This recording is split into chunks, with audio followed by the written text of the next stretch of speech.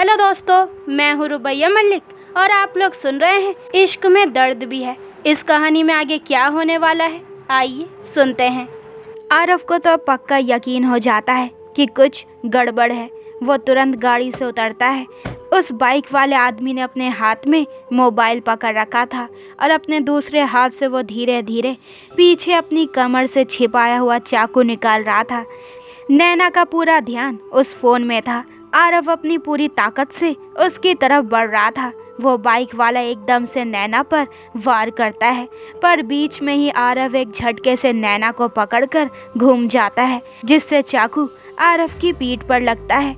दर्द की एक हल्की सी चीख उसकी निकल जाती है। ये सब इतनी जल्दी में होता है कि नैना को कुछ समझ नहीं आता। नैना अपना चेहरा उठाकर देखती है तो आरव को बेहद करीब पाती है, जिसने उसे अपनी बाहों में भर रखा था और उसके चेहरे पर दर्द के भाव थे। वो बाइक वाला आदमी तेज़ी से वहाँ से निकलने लगता है। आरव एकदम से नैना को छोड़कर पीछे भागता है। तब नैना की नज़र उसकी खून से सनी हुई पीठ पर पड़ती है। अब उसे सब कुछ समझ आ गया था। आरव को काफ़ी गहरा कट लगा था और उसकी हालत भी ख़राब हो रही थी। बावजूद इसके वो उस लड़के का पीछा नहीं छोड़ रहा था। वो लड़का बाइक पर था। 1 मिनट के लिए वो अपनी बाइक रोकता है और अपनी टांग में छिपा रखी दूसरी छुरी निकालता है और नैना की तरफ निशाना लगाकर उस पर फेंकता है। जो नैना भी देख रही थी वो तुरंत साइड में होने लगती है, पर तब भी वो छुरी उसकी बाजू पर लगी जाती है और उस शांत वातावरण में उसकी चीख गूंज जाती है, जो आरव के कानों तक भी पहुंचती है, जिससे वो पीछे मुड़कर देखता है और इस बात का फ़ायदा उठाकर वो बाइक वाला वहां से भाग जाता है। पर उसे ये नहीं पता कि आरव से तो वो बच गया, लेकिन वो नकाबपोश दूर से सब देख रहा था। वो तुरंत किसी को फ़ोन करता है। इधर आरव भागकर नैना के पास आता है। हालांकि उसकी खुद की हालत काफ़ी ख़राब थी। नैना की पूरी बाजू खून से भर गई थी। खून तो आरव का भी काफ़ी बह गया था। आरव बड़ी मुश्किल से कहता है, तुम ठीक हो?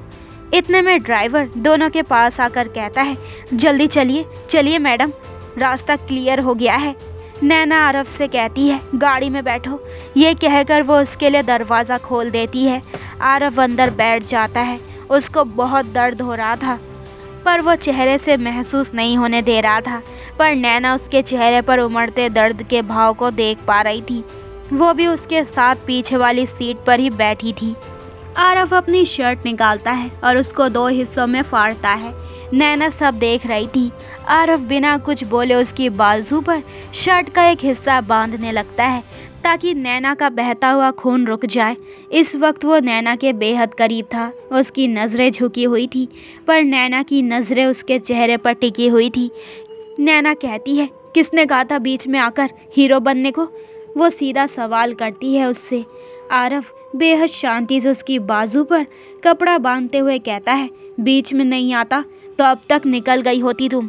नैना कहती है, तो तुम्हें क्या फ़र्क पड़ता है? वैसे भी मार तो तुम मुझे पहले ही चुके हो। ये बोलते वक्त उसकी आवाज़ रोने जैसी हो जाती है।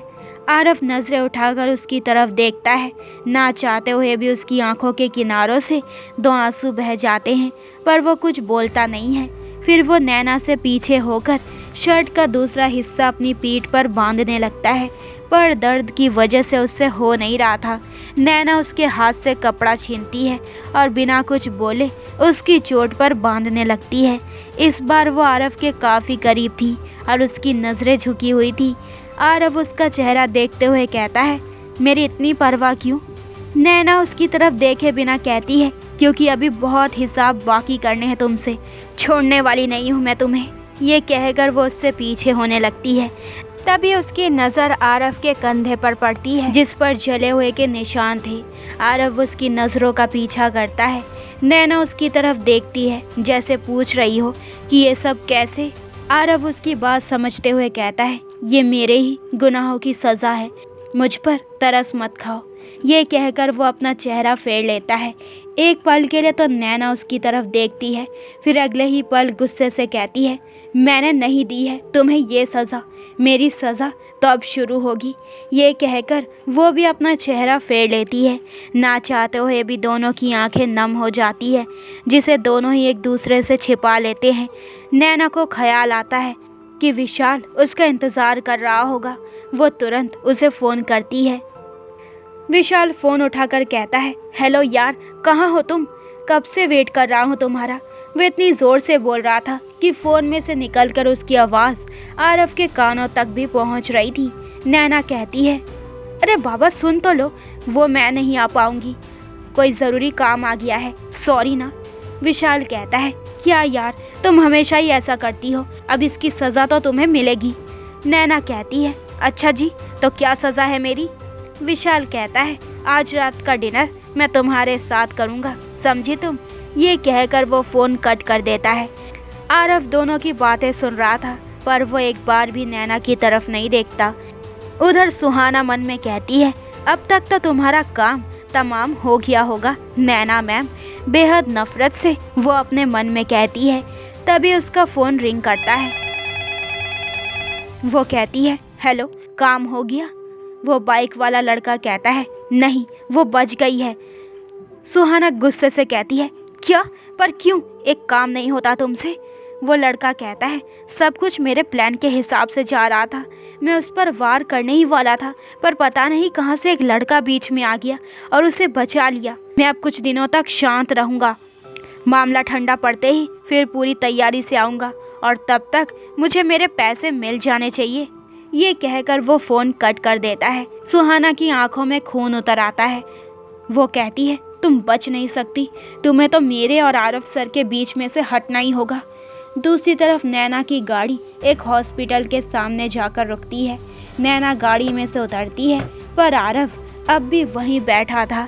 नैना आरव की तरफ देखती है, कहती है, चलो तुम्हें लेने डॉक्टर खुद नहीं आएंगे। आरव उसकी तरफ देखे बिना कहता है, नहीं, मैं ठीक हूँ। नैना तीखी आवाज़ में कहती है, मैं तुमसे पूछ नहीं रही हूँ, बॉस हूँ मैं तुम्हारी, ऑर्डर दे रही हूँ तुम्हें, ज़्यादा नखरे करने की ज़रूरत नहीं है, चुपचाप अंदर चलो। आरव गाड़ी में से उतरते हुए कहता है, जी मैम। नैना आगे, आरव उसके पीछे था। नैना अब जानी मानी हस्ती बन गई थी। हॉस्पिटल के अंदर जाते ही डॉक्टर जल्दी से उसके पास जाकर कहते हैं, क्या हुआ मैम, एनी प्रॉब्लम? नैना आरव की तरफ इशारा करते हुए कहती है, इनका ट्रीटमेंट शुरू करो जल्दी। डॉक्टर आरव की तरफ देखता है। अब पहचान की ज़रूरत तो आरव को भी नहीं थी। आरव नैना की बाजू की तरफ इशारा करते हुए कहता है, पहले इनका ट्रीटमेंट शुरू करो। नैना घूर कर उसकी तरफ देखते हुए कहती है, तुम फिर शुरू हो गए? आरव डॉक्टर की तरफ देखते हुए कहता है, सुना नहीं तुमने? डॉक्टर मन में कहता है, कहाँ फंस गया हूँ मैं? आखिर वो ही बात संभालते हुए कहता है, देखिए आप दोनों झगड़ा मत कीजिए, आप दोनों का ही ट्रीटमेंट एक साथ होगा।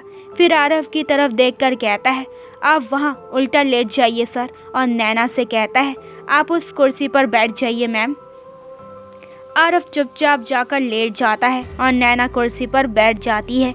एक नर्स आकर उसकी बाजू पर पट्टी करने लगती है और डॉक्टर आरव को देखने लगता है। वो बहुत आराम से उस कपड़े को निकालता है जो पूरा खून से भर गया था। लगी तो नैना के भी बहुत गहरी थी, पर उसका पूरा ध्यान आरव की चोट पर था। डॉक्टर उसके जख्म को देखते हुए कहता है, चोट तो काफ़ी गहरी लगी है आपको। वो उसके जख्म को साफ करते हुए कहता है, देखिए आपका कट काफ़ी गहरा है, ये दवाई आपको थोड़ी जलन देगी। ये कहकर वो आरव के जख्म को साफ करने लगता है, पर आरव उफ तक नहीं करता। उधर नर्स भी नैना की बाजू पर दवाई लगा रही थी, लेकिन नैना भी उफ तक नहीं करती। कैसे करते? वो दोनों तो एक दूसरे की तरफ देख रहे थे। जिस तकलीफ़ से वो दोनों गुजर रहे थे, उसके सामने तो इन जख्मों की तकलीफ़ कुछ भी नहीं थी। नर्स नैना की बाजू पर पट्टी कर देती है और उधर डॉक्टर आरव की पीठ पर पट्टी कर देते हैं। कुछ ही देर में वो दोनों हॉस्पिटल से बाहर आते हैं। नैना अपनी गाड़ी की तरफ बढ़ते हुए कहती है, मेरे साथ आओ। ये कहकर वो गाड़ी में बैठ जाती है। आरव उसके साथ ही बैठ जाता है। नैना ड्राइवर से कहती है, घर चलो। आरव हैरानी से उसकी तरफ देखता है कि नैना मुझे अपने घर क्यों लेकर जा रही है, पर नैना एक बार भी उसकी तरफ नहीं देखती। बस वो पूरे रास्ते चेहरा घुमाकर खिड़की के रास्ते बाहर देखती रहती है। आरव के पास शर्ट नहीं थी, वो ऐसे ही बैठा था शर्टलेस, बस उसकी पीठ पर पट्टी थी। उसके परफ्यूम की वो खुशबू जो वो हमेशा लगाता था, वही खुशबू नैना को भी महसूस हो रही थी। उनकी गाड़ी एक मॉल के सामने से गुजरती है। नैना कहती है, गाड़ी रोको। ड्राइवर गाड़ी रोक देता है। नैना आरव की तरफ देखकर कहती है, मेरे साथ आओ। ये कहकर वो गाड़ी में से उतरती है। उसके साथ आरव भी उतरता है। वहाँ पर खड़ी कुछ लड़कियों की नज़र आरव पर पड़ती है, जो कि उसकी सॉलिड बॉडी देखकर ही पागल हो जा रही थी। नैना भी उन लड़कियों की तरफ देखती है जो अभी भी आरव को देखकर दीवानी हो जा रही थी, पर आरव किसी की तरफ भी देखना ज़रूरी नहीं समझता। नैना आगे थी और आरव उसके पीछे। उन लड़कियों को देखती हुई नैना एकदम से रुक जाती है, क्योंकि आरव उसके पीछे था। नैना के एकदम से रुकने से वो संभल नहीं पाता और उससे टकरा जाता है। नैना की पीठ आरव के सीने से लग जाती है। नैना गिर ना जाए इसलिए आरव को कुछ समझ नहीं आता और उसे बचाने के लिए पीछे से ही बाहों से भर लेता है उसे। दोनों के ही शरीर में करंट सा दौड़ जाता है। दोनों एक दूसरे की भीनी भीनी खुशबू को महसूस कर रहे थे। दोनों की ही धड़कनें बढ़ी हुई थी। वो लड़कियां दोनों को ऐसे देखकर थोड़ा थोड़ा जल रही थी। फिर वो वहाँ से चली जाती है। आरव ने अब भी नैना को पकड़ा हुआ था। वो धीरे से अपना होठ हिलाकर कहता है, आप ठीक है मैम?